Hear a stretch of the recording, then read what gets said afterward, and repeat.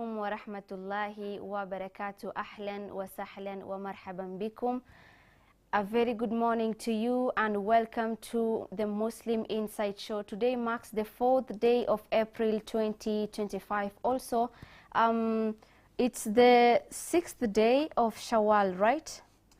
So today we are going to do the Friday Bulletin review. It has been something that we've abandoned for a while, but today we are going to do the Friday Bulletin review. Once again, thank you so much for always choosing Horizon TV, and this is the Muslim Insight Show. My name is Zamzam Ahmed. My sign language interpreter is Ilhan Nur. So today on our review, I have my guest who is none other than Aban Shihemi, the news editor for the Muslim Insight. Assalamu alaikum wa rahmatullahi wa barakatuh. Wa alaikum salam wa rahmatullahi wa barakatuh. Aban, unasikia aje umeketi hapa? Oh, I don't like this. I usually love being behind the scene. You usually love being behind the scene, yeah. Behind the cameras. Yes. Okay, yes. That's nice. But at least now get the feeling of sitting here. Yeah. So one of the top stories that we have on this Friday Bulletin is centuries-old Congo mosque at risk as land dispute escalates. We have so many other stories that requires our attention. Our attention requires us to look into it deeply and understand it, inshallah. So on the story, on the front page, we have centuries-old Congo mosque at risk as land dispute escalates. Once a time in the year 2019, Horizon TV did a report on the old Congo mosque. I would like us to take a look of this story and get to know what has been happening during that time so that we can know what we are dealing with today, inshallah.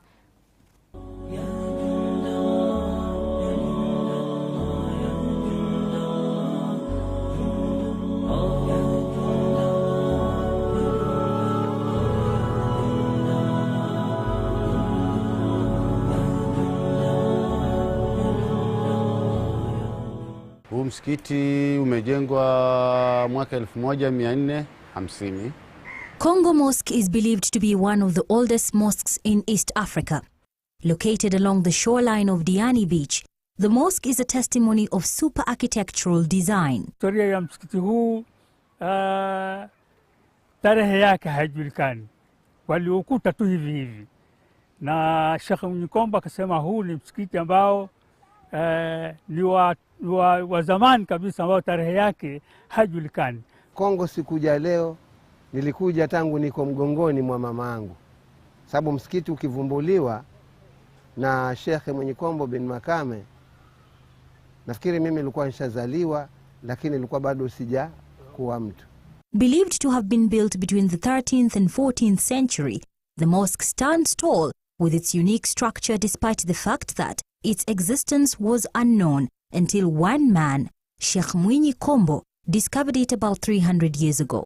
Mzee Juma Abdallah, the former imam of the mosque, narrates to us the story behind this unique structure. Msikiti huu ni wa zamani kabisa, hata wazee wetu waliokuta hivi.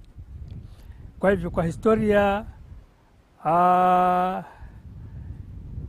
mzee wa kwanza aliyevumbua msikiti huu ni Sheikh Mnyikombo bin Makame.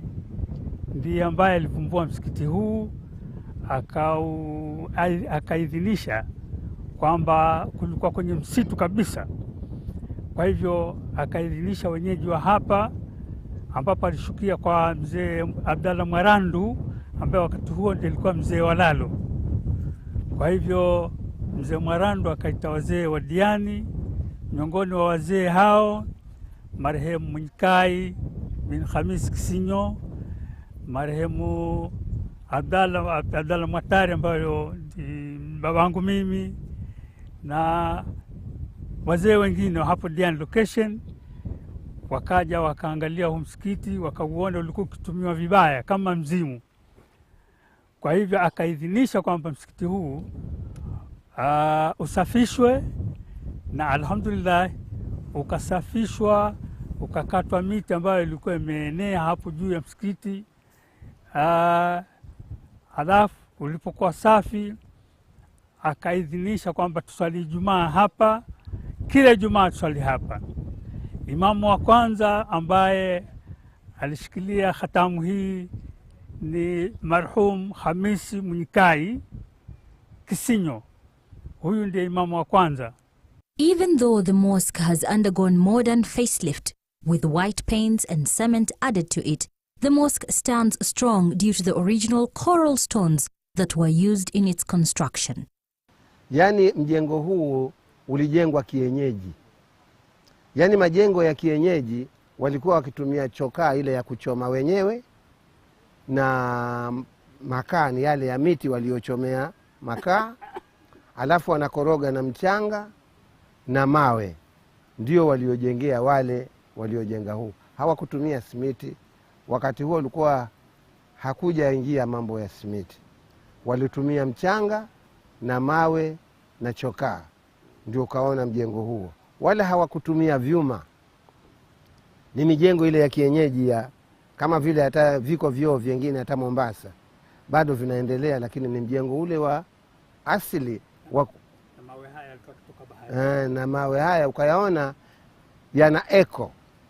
Wale walikuwa wakivunja mawe ndani ya maji, wakiamwaga huku wakikauka ndio wanayejengea, kwa sababu mawe yake ni yale ya matumbawe. Hata ukiangalia hapa ukiyapata kidogo utayaona yana tundu tundu. Sasa mawe haya yana eko ndio yakawa yanachukua hiyo. Na mjengo wao walijenga mzito na wanajenga hivyo hivyo kwa ujuzi wao. The mosque, formerly known as Diani Persian Mosque, is believed to have been built by the early Arab merchants as they toured the East African coast between the 13th and 14th century. Msikiti huu ulijengwa na watu ambao walikuwa wakisafiri kufuatia hii fuo la bahari. The mosque was left unattended to after the Arabs left the coast, leading to different species of wild animals as well as bats occupying it. Huge baobab trees engulfed it, making it even more difficult for anyone to notice it in the area. Baba wa mababu zetu waliukuta hii misikiti, sababu huu ulikuwa ndani ya msitu huu. Msitu ulikuwa umefika huko chini. Huu msikiti ulikuwa hauonekani. Wale wazee wa zamani wakawa wanautumia kama mizimu. Yani ulikuwa wakati huo ni wa ujahilia, hakuna dini ya Kikristo wala hakuna Uislamu.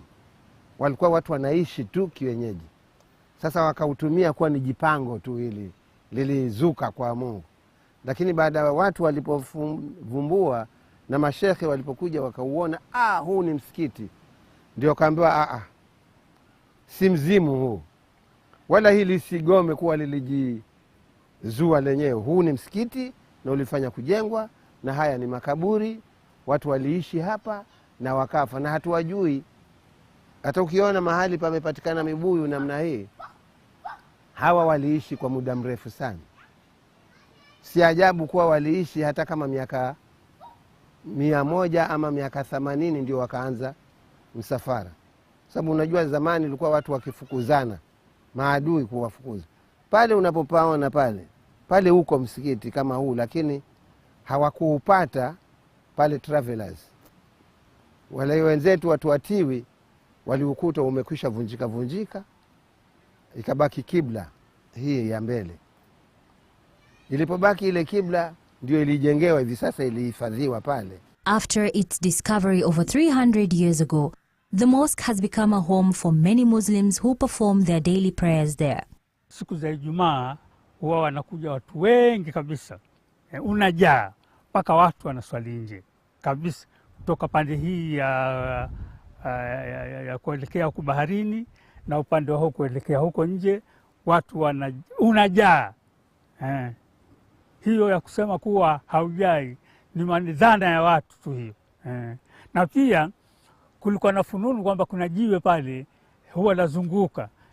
Hii pia ni propaganda hiyo. Ni dhana hiyo. Lakini jiwe, hakuna jiwe linalozunguka pale. Unajaa huko ndani. Sababu hata ukiingia watu 200, 300 utakuwa umeshajaa. Sasa lazima wengine tunawatandikia mikeka nje. Pia wakati mwingine tunaomba wenzetu ambao wana uwezo watuletee matenti kwa sababu kiwa jua la waka kama hivi, unajua watu huwa wanaumia. Ambaye ni Muislamu huko nje akisikia haya maneno yetu hivi leo, anaweza kutusaidia na matenti kama 3, 4 yatufae wakati wa jua kali, watu kuswalia ama wakati wa mvua. The discovery of this iconic mosque has led to a flock of visitors from different areas. Sio wenyeji wa hapa basi, huwa kuna wageni wengi ambao wanakuja kuswali hapa, kwa kuswali tu basi na kurudi majumbani. After its discovery, the National Museums of Kenya took charge of the mosque but later left it to the locals who were asked to maintain it. Watu wa Makavazi ni NMK, National Museum of Kenya, ndio ambayo ilikuwa imechukua hapa mahali, na haikuwa imechukua ifanye maendeleo yoyote yale, basi kushikilia tu, kuhifadhi kama majengo ya zamani. Baada ya kufahamu kwamba mahali hapa pana Waislamu ndio wanatumia hapa, basi wakatupatia rasmi kimaandishi kwamba tushikilie hapa mahali tufanye ibada zetu bila kusumbuliwa na mtu yoyote. Kwa hivyo ikiwa ni maendeleo tutafanya sisi wenyewe, lakini hawajakuja mtu yoyote kufanya maendeleo hapa.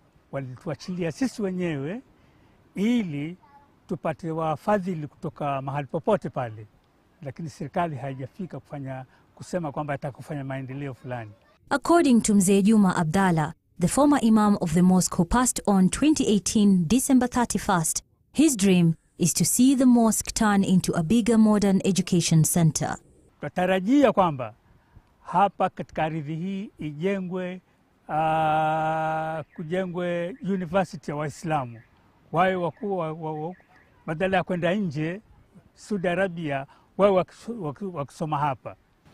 Waislamu wenye na uwezo, na nia yetu tunataka Waislamu wenye na uwezo na wenye na nguvu wajitokeze, tujenge university ya Kiislamu hapa, yani kama Islamic Center, iwe ni ya kudumu ambayo inaweza kusomesha ulimwengu wote, na tupate kama hospitali kubwa ambayo inaweza kutibu ugonjwa ambao watu wanakwenda India, kwenda Europia, lakini tupate hospitali kubwa, lakini wapatikane wadhamini ambao ni wahalali, wasiwe ni wadhamini wale mabepari wa kunyakua ardhi za watu. Vizazi vitakavyozaliwa kama nyinyi watoto wenu waje waanze hapa, kuanzia nasari mpaka primary mpaka university, tena elimu zote mbili wachukue hapa Kongo, mpaka wakimaliza awe yuko tayari yeye ni sheikh. There have been several mysteries surrounding the mosque, the most famous of them being the rotating stone. But Mzee Juma Abdalla has an explanation to this mystery. Halizunguki. Yale ni maji, unajua, yakipiga, akiwa wewe umekaa pale juu, yakipiga lile utayakuta yale maji yanazunguka. Sasa yanayozunguka ni maji, silo lile jiwe. Sasa ikiwa wewe ni kizunguzungu ama si mtu wa baharini, kwa vile hukuzoea hii bahari, utajikuta wewe mwenyewe unatingishika na unaikuta lile jiwe linatingishika, lakini halizunguki. For Horizon Reports, I am Mariam Mwacharo.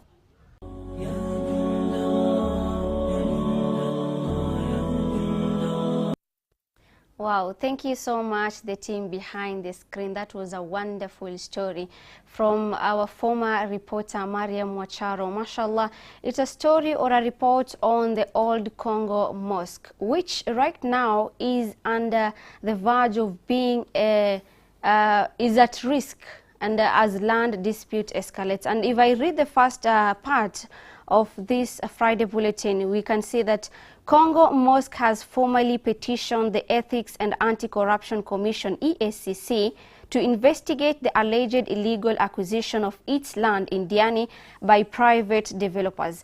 And if you are keen enough to look or watch that video, that report, you've heard those imams or those former imams saying that they are appealing to the community, to the Muslim community, to at least support them, because when people come to the mosque is full, and some people tend to pray outside the mosque. And here I have Mr. Producer, or rather let me say editor, the Muslim Insight Show.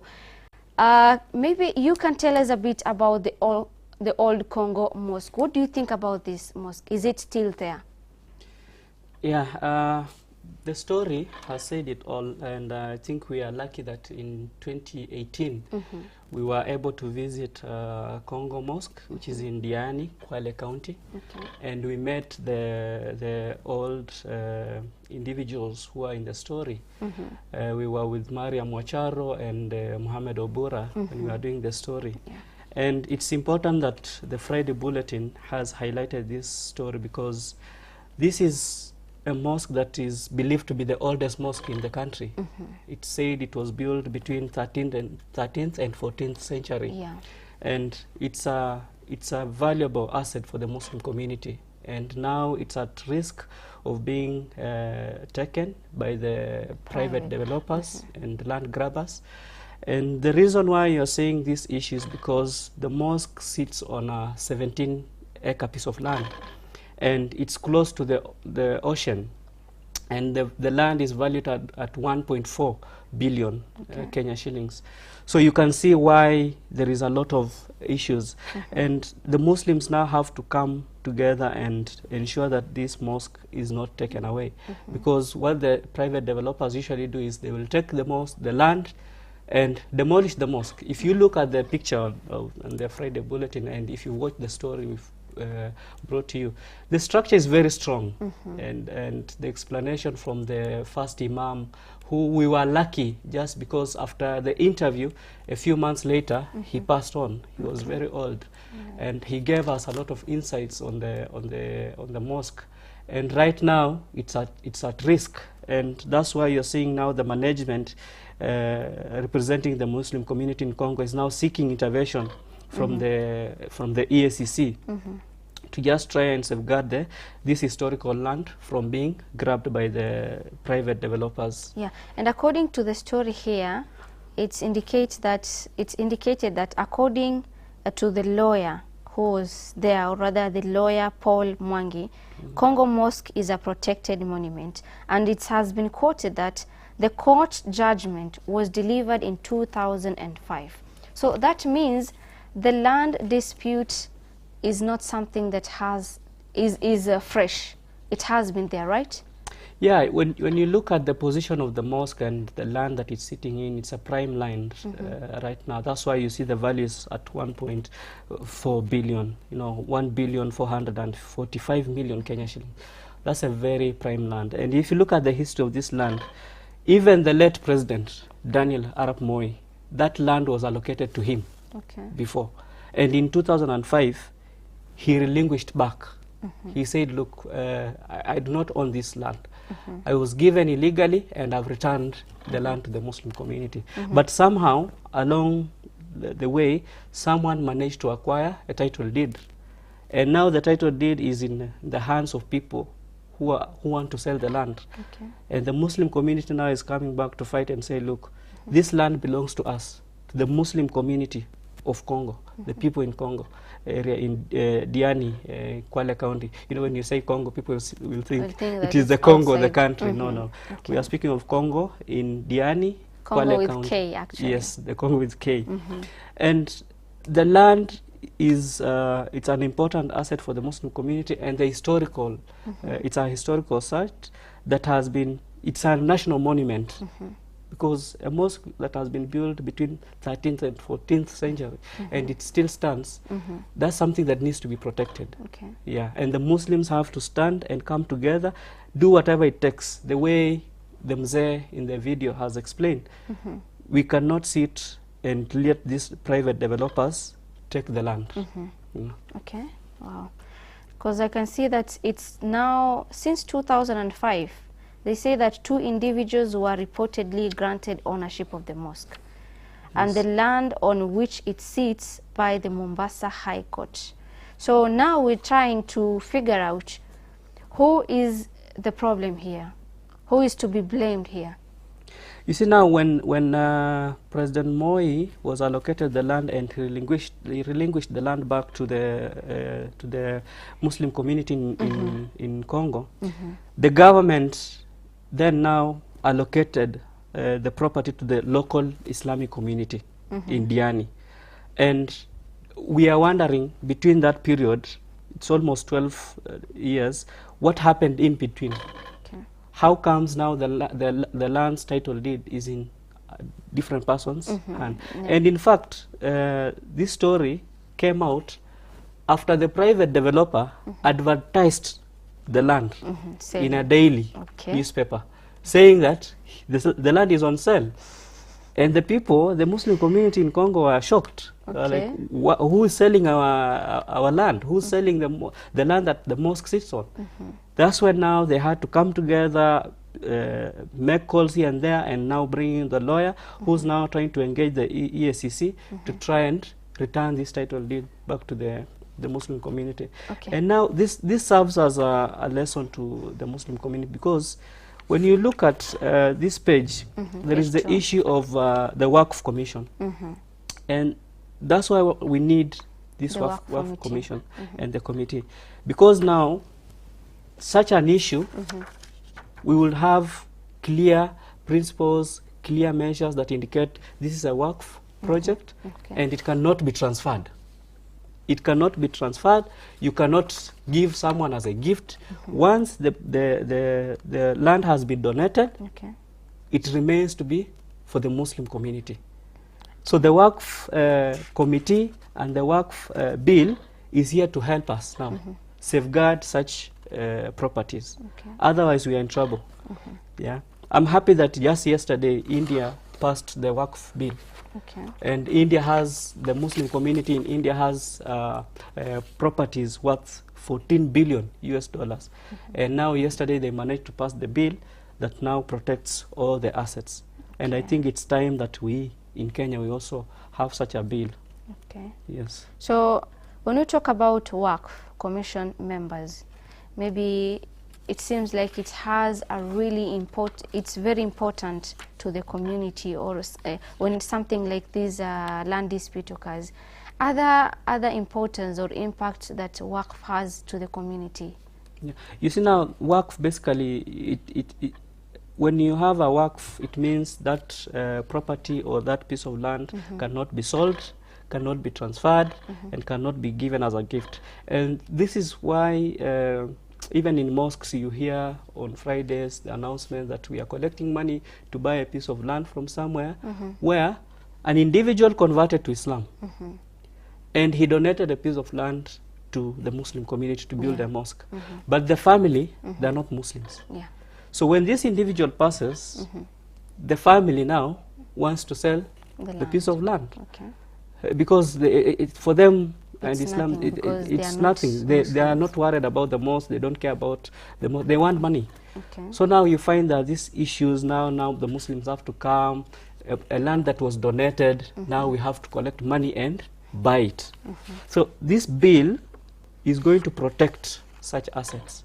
And we are happy that finally, after the president spoke during the iftar dinner during Ramadan, when he hosted the Muslims in State House, he said and he promised that he's going to ensure that this Waqf Commission members have been appointed and the selection panel has been put in place. And Attorney General Dorcas Odor has done exactly that. He appointed 5 members to the selection panel, and among the members we have include Jawahir Keinan Hassan, Hassan Kilwa, Olenado, Sheikh Ibrahim Lethome, Asman, Sheikh Abdallah Ibrahim Ateka, and Sumaya Athman.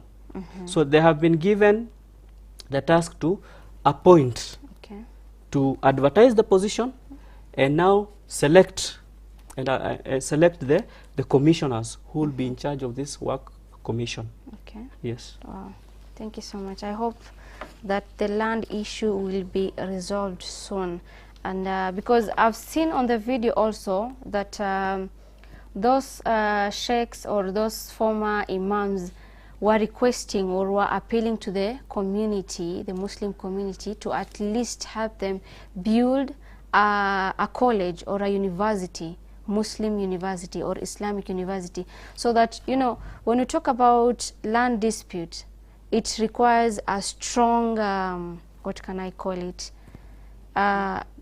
Community Yeah, something. Yeah, people who are coming together, people who are strong enough to at least take that land, or rather claim the land. Okay, Yeah. so seems like it really needs people there, because he's asked for so many things, like tents at least to prevent them from being the direct sunlight. yeah, direct the rain. sunlight, the rays of sunlight, and also rain during raining season. Yeah, it's important because, you know, such a place, it faces these challenges will come because you find the people there now are just the old people. The youths have left. You know, they have gone to the cities because opportunities are in the cities. Now, if you listen to the Mzee, he said they would like to have a school, a college, a university, where you get both the ilm of dunya and the religious aspect. Knowledge. So if you have these amenities around there, because 17 acres of land is a huge land, it can take a lot of these amenities. You can have a school, a madrasa, a college, or a university in the area. So if you put these things there, it means now the people will stay there. But just having a structure, a mosque, that people are being told, you know, it's a very old mosque. Yeah. The youth will not even want to associate with it because they don't see any connection. It is only left to the old generation who feel, you know, we prayed here, my father used to pray here, but the young people cannot even relate. Yeah, that's why they don't care much about that. But you have to put things that will attract the young generation for them to stay there and now fight for this mosque. Wow, that's amazing. It's 33 minutes past 8 o'clock in the morning. I want us to take a short break, and we will be back with more on what is in the Friday Bulletin, because I can see there are so many stories here that requires our attention. And thank you so much, Aban, for the input, for your input on the Friday Bulletin. I believe we are going to have Sheikh Salim Charo on our second segment of the Muslim Insight. So stay tuned.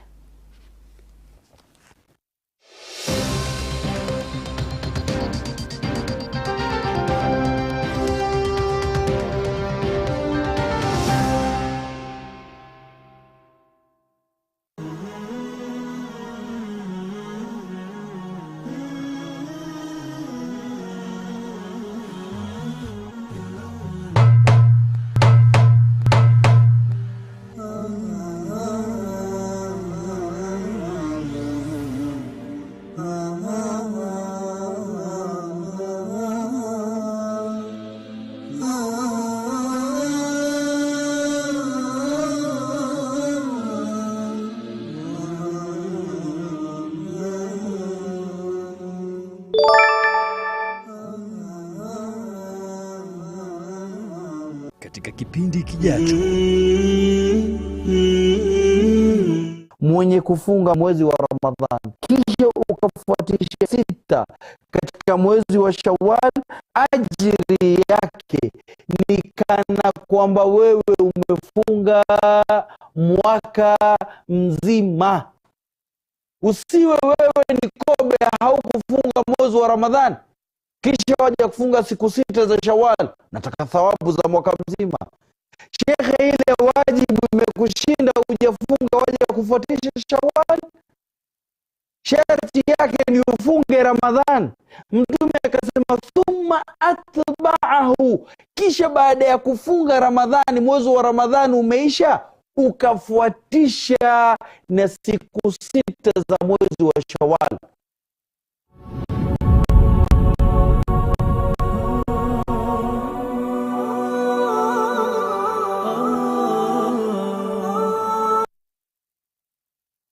Verse of the day. أعوذ بالله من الشيطان الرجيم. بسم الله الرحمن الرحيم. يا أيها الذين آمنوا لا يسخر قوم من قوم عسى أن يكونوا خيرا منهم ولا نساء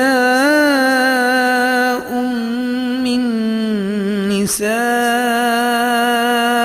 عسى أن يكن خيرا منهن ولا تلمزوا أنفسكم ولا تنابزوا بالألقاب بئس الاسم الفسوق بعد الإيمان ومن لم يتب فأولئك هم الظالمون.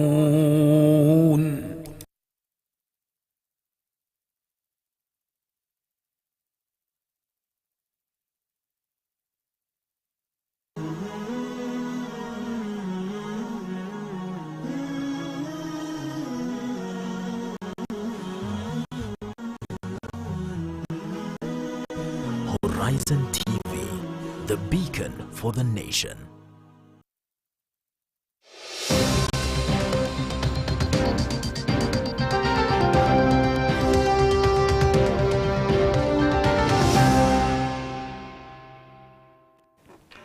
Assalamu alaikum wa rahmatullahi wa barakatuh. Thank you so much for keeping it at Horizon TV, and welcome back. For this is the second segment of the Muslim Insight Show. We were expecting to have Sheikh Salim Charo, but unfortunately something has happened. But we still have Aban Shihemi here with us, who will continue helping us with the review of the Friday Bulletin. Now, on our first story, we talked about the old Congo Mosque, which is at risk as land dispute escalates. And also we've talked about the Waqf, the nomination of Waqf Commission members. When we talk about Waqf Commission members, these are a group of people, maybe a Muslim community or a Muslim leader, who can assist or really support when it comes to land dispute. And when we talk about Muslim leaders, I want us also to look at the Gaza crisis. On page 2, we have Muslim leaders urged to take stand on Gaza crisis. It's unfortunate to see that the Muslim community, or rather the Muslim countries, the Islamic countries, have gone astray, or rather are not in support of the Gaza Strip or Gaza crisis. What is not happening? Now let's talk about the Muslim leaders urged to take stand on Gaza crisis. Why do you think Muslim leaders are being urged to stand or take a stand on the Gaza crisis? Yeah, because the situation in Gaza is a humanitarian crisis. And as we speak, over 50,500 people have been killed, and this includes the majority, the women and children. And we were hoping that when we had the ceasefire, we were hoping that at least the people in Gaza, the people in Palestine, will have and enjoy their Ramadan in peace. But unfortunately, it was not to be, because Israel again went on its rampant strikes, killing the children and women in Gaza.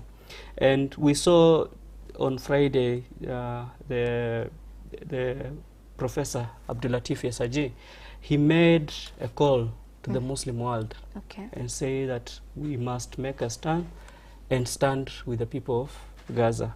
It's unfortunate that majority of non-Muslim countries, you look at the European countries, some countries in Europe, there have been wide protests, and boycott of products, especially Israeli products, where people have stood and said, we are not going to be part of this. But it's unfortunate that the Muslim countries the Muslim leaders are quiet, we will say, it's not a good word to use, but yeah, we can say they're in bed with Israel. Why are you not speaking when children and women are being killed? People have been displaced from their countries. And you just need to listen to how US President Trump is speaking. Okay. He wants to clear the area, make it a tourist destination. Where do you want to take the people in Gaza? Where do you want to take these Palestinians? Yeah. You don't wake up one day and decide, you know, this is no longer a country. I want to move you all out. I want to create this and this and this. No. That's a land that belongs to the people of Palestine. Okay. Yeah. And Jamia Mosque and the Muslims in Kenya have really tried, because for the past, since last year, they have been doing donations. Every time Jamia was calling for donations to just help these people in Gaza. They have taken hot meals to them. They have taken some essential items, especially for the women who cannot have even pads, you know, the children, medical assistance.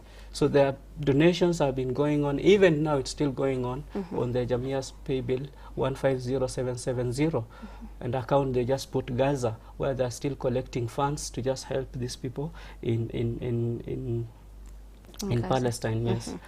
Now we can see on the same that it's during the last khutbah, right? Yes. Where Isaji talked about lack of unity among Muslim nations.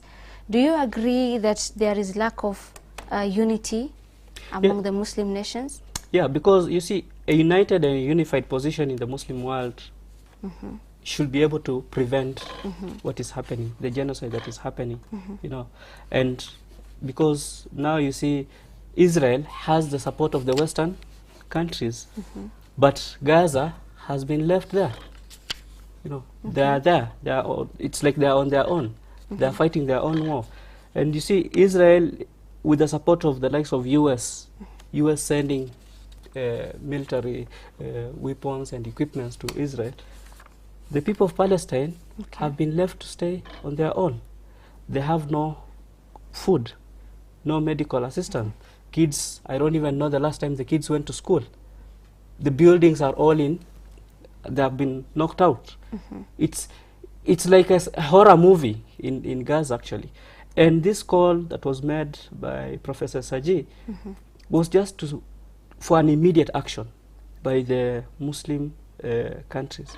They should come together and say no to what is happening in Palestine.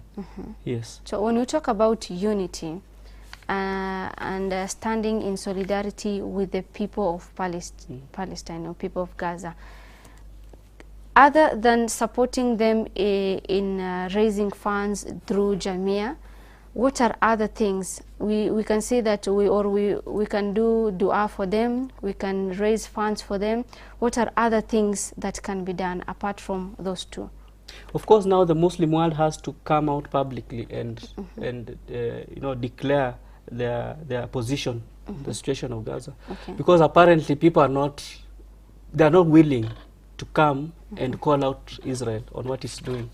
You know, we here in Kenya, we make dua, we make kunut after Salah, we contribute here and there, but it's about time that the Muslim world, to speak of Egypt, Saudi Arabia, you know, these countries, they are very powerful countries. They should come out and stand and say, look, whatever is happening should not continue. And they should call out Israel. I don't know why they fear Israel a lot. Saudi Arabia has oil. I don't think they depend on Israel. In fact, Israel depends on Saudi Arabia. Because if Saudi Arabia today says, we are not allowing oil from our country to go to US or to Israel, what will happen? Yeah? So they have the ability to do this. But somehow, they're just quiet. And that's why the professor here was making a call to the Muslim world to come out publicly and declare the position on the situation and the status of our brothers and sisters in Gaza. You either say, instead of keeping quiet, just say, I am with them or I'm not interested, so that people know where you stand. Yes. Wow, that's amazing. And it's really a call to every individual. It's not about the religion, it's not about the Islamic religion, it's about humanity. Humanity has no religion. Now, due to time, I think we should go to other stories, and I can see that we have, still on page 2, we have first ever Quran in Giriama language unveiled. So what do you think about translation of the Quran to other languages? Because maybe, can I say this is the first time it has been there? Okay. For the Giriama language, it is the first time because they have just unveiled, but the Quran, especially in Kenya, has been translated in other languages. It was, before it was just Kiswahili, but now you can see in Luo, in Luya, in other different languages, it has been translated because, you know, it's a message, it's a word of God that and people want to read and understand it. So these translations are just trying to ensure that, especially now you see a lot of people are converting to Islam, and when you give them the Arabic Quran, they don't understand. It takes time for them to read, to study Arabic and start now understanding.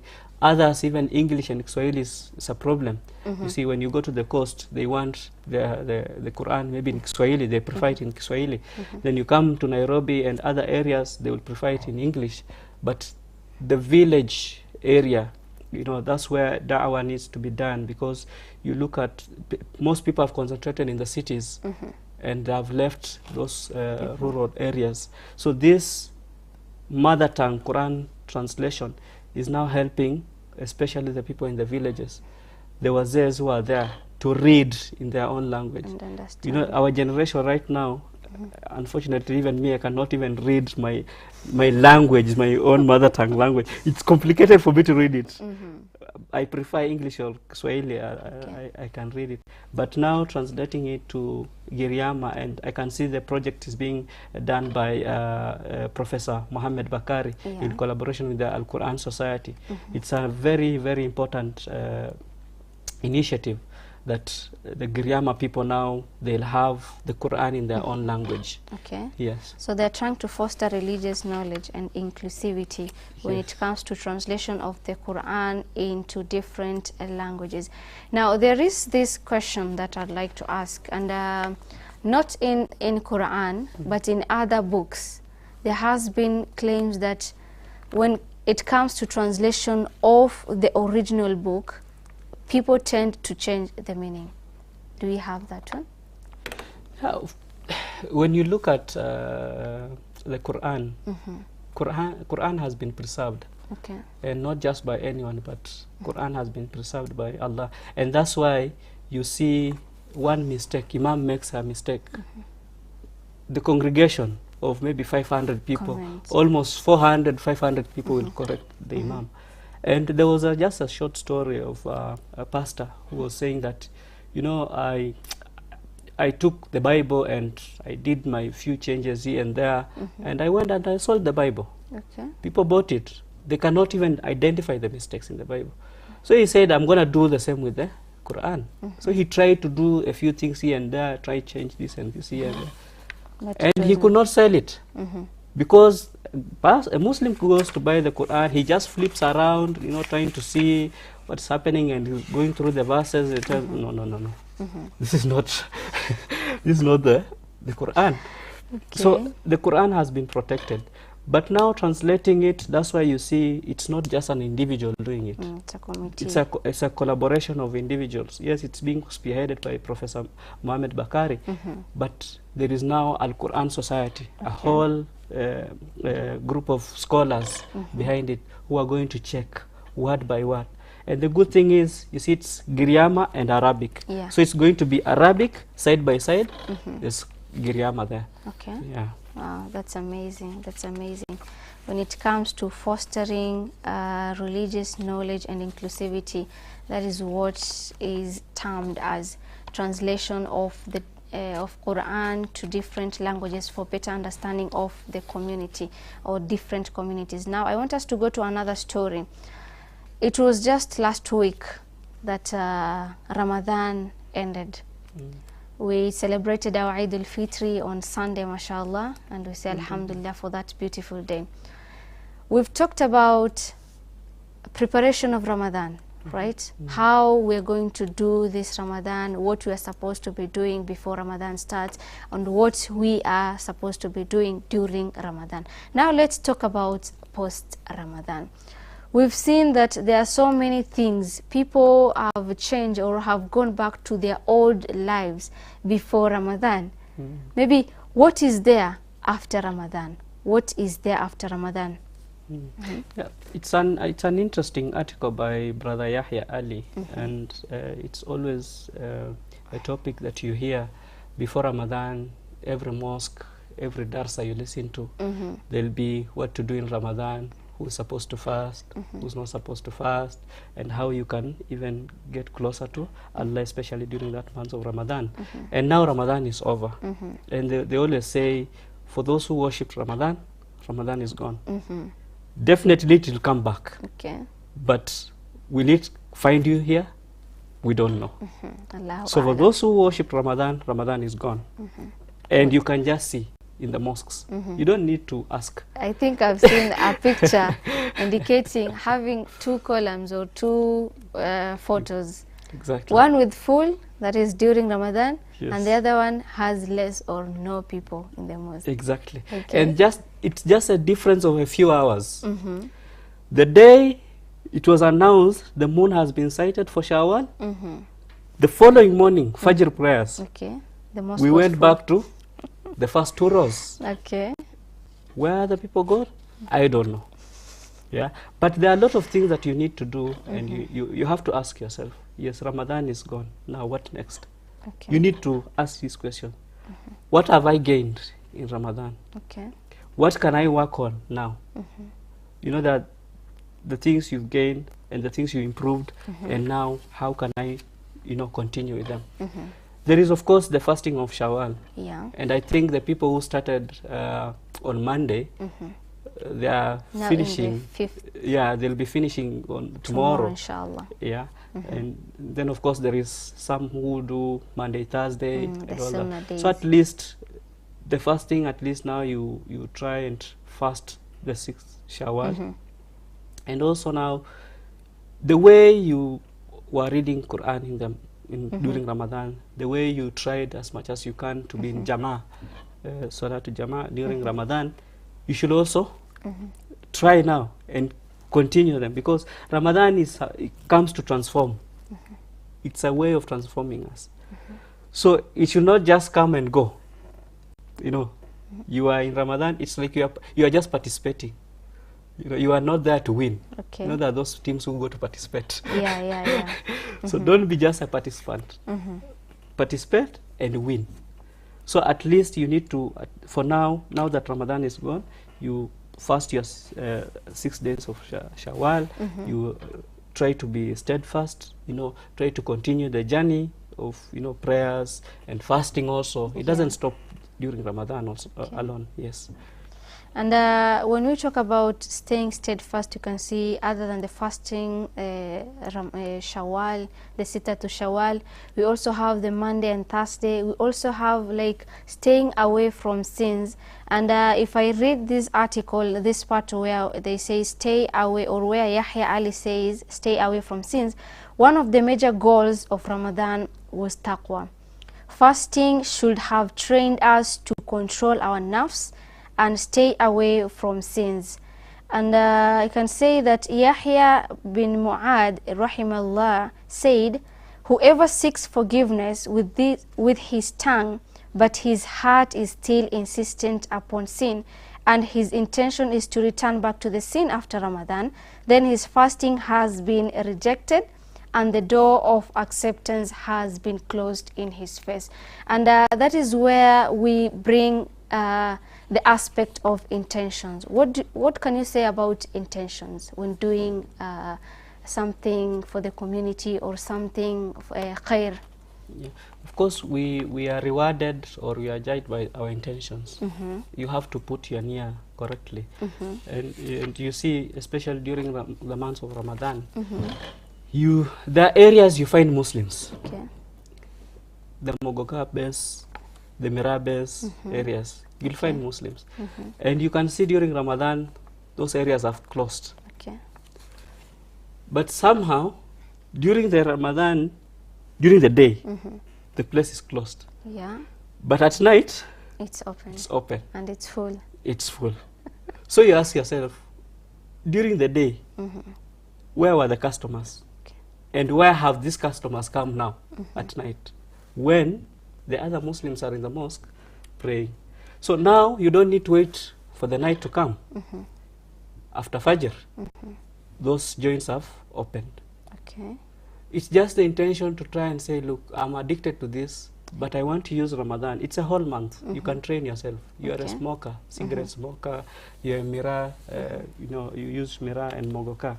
If you can stay the whole day and you train yourself to stay even the whole night without taking, you should use that opportunity to ensure that now, let me try as much as I can. Because the Lord you are worshipping in Ramadan is still the Lord in Shawwal. Okay. Yes. Yeah, you're right. Very, very right.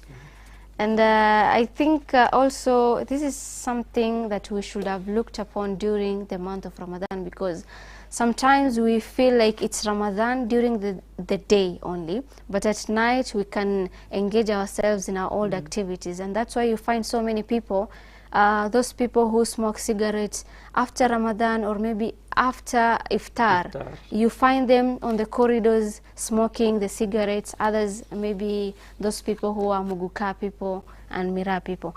And something else on that matter is maybe we should also have looked upon, you know, Ramadan now is gone, you see. So this is a whole month. We should have looked upon what nullifies our Ramadan, not just the ones that we have been told to avoid drinking, avoid eating, or maybe being intimate with your wife or your partner, etc. Now, I want us to go to one last thing. Now that it's an April holiday, students are now back at home with their parents. Others maybe it's their norms or maybe their traditions to take their children back to Ushago or the countryside. So we have the topic here about a full guide on how to spend your school break. Maybe according to you, how do you think parents can give guidance to how their children can spend their holiday or the April holiday? It's a short period, I know. Yeah, it's like a month or so holiday. And you know, the problem is that parents nowadays, they don't like having the kids in the house. They prefer the kids being in school. Because, you know, they say when they're in school, we spend less. But now they're at home, you need breakfast, lunch, and supper. Yeah. And another thing is, most parents today are absent parents. And you see the kids are being brought up by the house girls and the house helps. And for the Muslims, it's a good time because now the madrasas will be full, at least, where now the kids will spend majority of the time in madrasa. They go in the morning and they'll come back in the evening. At least now they have chance to, you know, memorizing the Quran, going through tafsir, hadith, and fiqh, and those things. But remember now, these are Muslim students or children who are in madrasa, but their colleagues who are non-Muslims, they're just at home, loitering at home, and doing what they're doing. So when they open school, they will mingle again. Okay. So you have to ensure that your child, when he or she is at home, is engaged in creative and important activities that will help him or her, so that when he goes back to school and mingles with the other students who are just, you know, playing PlayStation, video games, internet, and all that, he's able to control himself, because environment matters. The environment matters. And we can see Horea Omar has broken down a few areas that could be of importance. You know, he's saying about finding a new hobby. Yeah. You know, kids, help your kids to find a new hobby. Reading, you know, learning the Quran, training with online schools, you know, going for the gym, Family bonding. volunteering for community service, learning Islamic programs. So there are a few things that the Muslims can engage in, can be engaged in. Okay. But now the problem comes with the other side, where the kids are idle on video games, internet, and now they have to open school and go back together. How does that affect this Muslim student? Yeah. Thank you so much. I think we don't have much time because it's exactly 9 o'clock in the morning of Friday, the 4th of April 2025. Now that marks the end of our Friday Bulletin review, but there are still stories here on the Friday Bulletin that requires your attention. Make sure you grab yourself a copy of the Friday Bulletin so that you know what is happening. You be on the know of what is happening around your community, around us. And that's it for today, inshallah. Until next Friday, Assalamu alaikum wa rahmatullahi wa barakatuh.